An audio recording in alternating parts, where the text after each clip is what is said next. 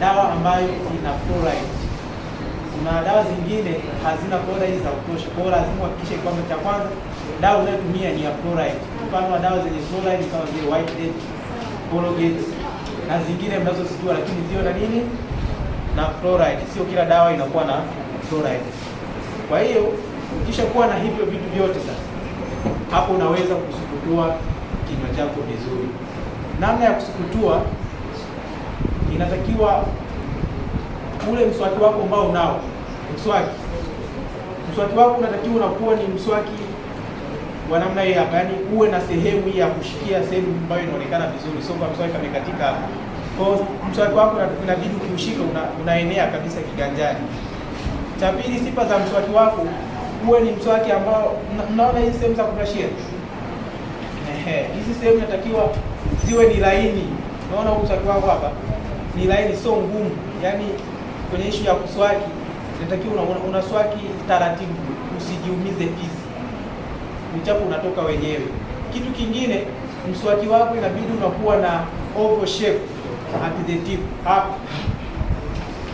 Hapa mwishoni inabidi uwe unakuwa na oval shape. Kwa kwangu huu hauna oval shape. Nitakuja kujifunza ni kwa nini unakuwa na oval shape. Huu kwangu sio sahihi kwa ajili ya kusukulia. Kwa maana hapa ni kwa ajili ya kuelekezea. Kwa hiyo hapa inabidi uwe na oval shape. Meno yaliyopo, umejifunza dentition. Nikisema labda 18, 28, 48 na 38 hatuwezi kuzifikia tukiwa tuna mswaki ambao uko namna hii hapa. Hapo umekuwa kama rectangle kama mstatili fulani. Kwa hiyo lazima uwe oval ili uweze kufika kwenye yale meno. Sawa? Ukishakuwa na mswaki wako wa namna hiyo, basi unachukua dawa yako ambayo inakuwa na fluoride. Dawa yenye nini? Yenye fluoride. Ile dawa yako unatia dawa ya kutosha. Zamani tulikuwa tunatia tu kama kapunje ka haraki au kidogo tu. Lakini sasa hivi unaweza kujikuta dawa unayotumia kama haina fluoride ya kutosha. Ukitia dawa kidogo, ile fluoride inazitosha. Kwa hiyo unaweka dawa yako ya kutosha ya kawaida, halafu baada ya hapo utaanza kuswaki. Sawa?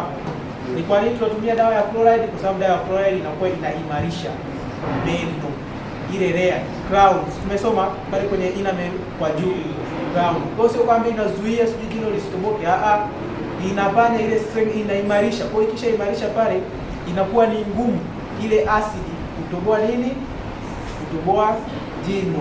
Kinachotoboa jino sio bakteria, ni acid ambayo inakuwa ni the end product of bacteria. Bacteria wanapokuja kuconsume yale masalia ya chakula yaliyobaki pale kwenye meno, zile bacteria zinakuwa zina produce acid. Ile acid inaenda kucorrode pale kwenye ground, baadaye itaenda kwenye dentin, mwisho itafikia kwenye pulp, na ndipo hapo utaanza kuhisi maumivu. Kila vyakula vya baridi au vya moto unaanza kuhisi maumivu, hapo utakuwa meno yako yamefanyeje? Yameoza. Ukisikia